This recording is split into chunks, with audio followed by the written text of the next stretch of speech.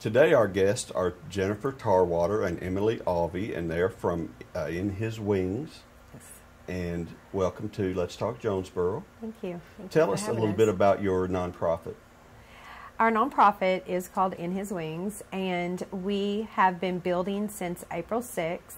We are building a restoration home for women that have lost their children to DHS custody. They have also lost their children, maybe their grandparents or parents are taking care of those children. So we want to be a part of teaching these women parenting skills, life skills, to reestablish them as mothers. Very cool. And so you have found that there's a need, that there are mothers out there who are really, they probably got sidetracked, they got off the good path, and really would both be beneficial for both them and their babies to be reunited. Yes, absolutely. Tell me how you came upon this. You know, do you have was there a moment when you thought this was something that I really wanted to do? Yes, I have worked with some other rehab programs in Greene County. Within those programs, I've worked with women, I've worked with men, and they focus on women or men coming out of addiction. So my passion is to work with women possibly coming out of addiction, possibly coming from poverty, a generational issue, and with that then we can work their DHS case plans to begin to reestablish their children to them, which is a process. I can imagine that's a process. It sounds like a difficult one, and one that thank goodness for people like you guys to come along, because I'm sure there's no way to navigate this on your own if you're in that situation.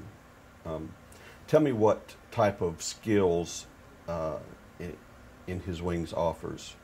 Like, what backgrounds, what expertise do you guys have that will help these ladies?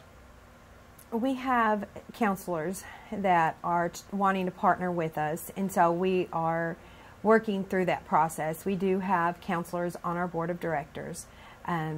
What we have is we're going to offer classes to them. We will have people from the outside come in and offer group classes for these women, and then we will also work out in the community as a volunteer or on contract, and then that's what we'll do. Okay.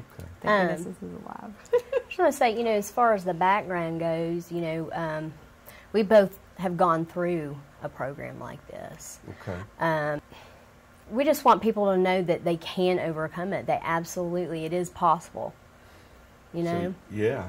And so, you've turned it around, and so you're individual examples Yes. Right. of the success. Yes. That's fabulous. Can you talk about the process? How long does it take? Is it different for everyone?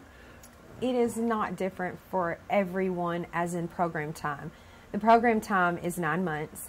During that 9 months, we call it seasons, and we will have 3 different seasons at 3 months each.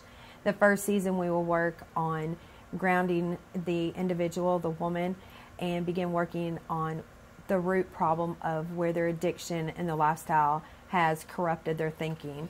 And then in the second season, we will work deeper on the thinking and begin life skills and parenting skills. And in the third season, we will begin that employability part, where we will help them do resumes, we will help them find jobs.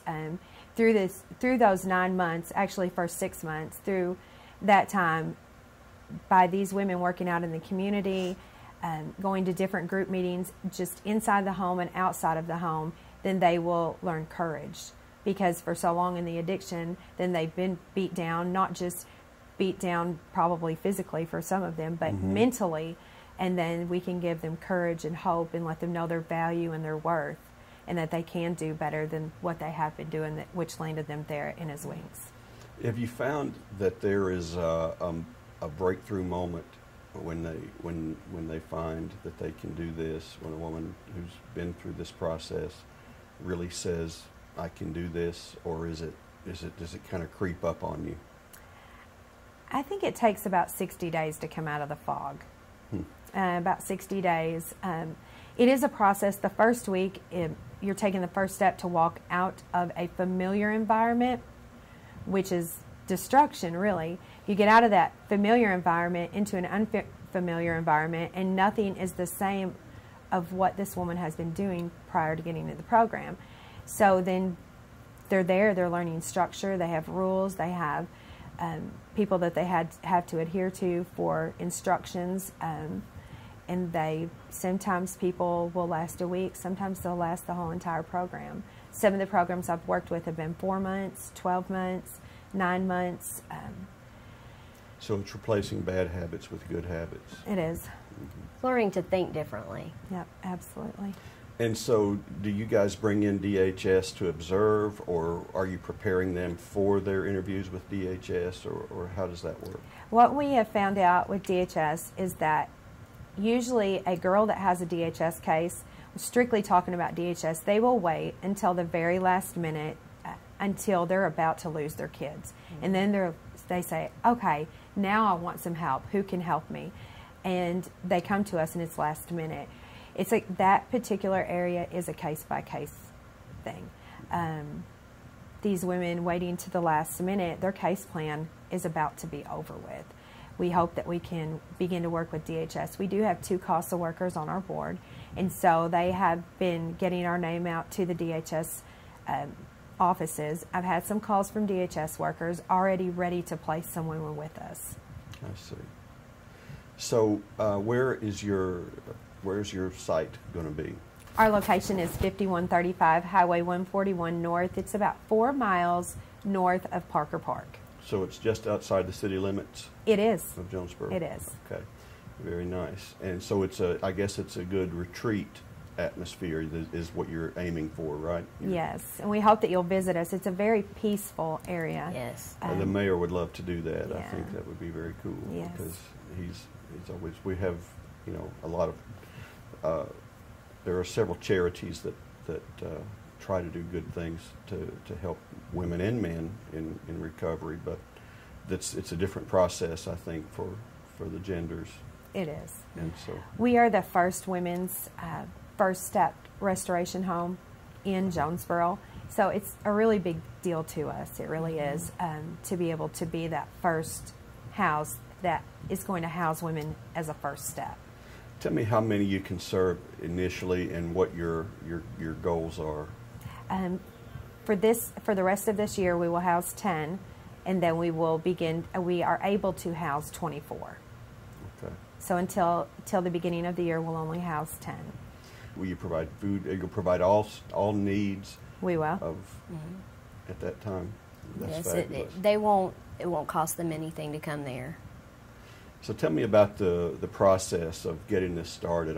I would feel like you'd have to include a lot of people, a lot of, I mean, I'm sure you're just beginning, but you've been through a lot of work already, right? So a year and a half ago, Clint Carter and myself, he's a very good friend of mine, we had left another program that we were working with, and we said, let's do our own. But what do we want to do? We want to do something different than everybody else is doing. We want to take a focus in a different way, readjust our lens.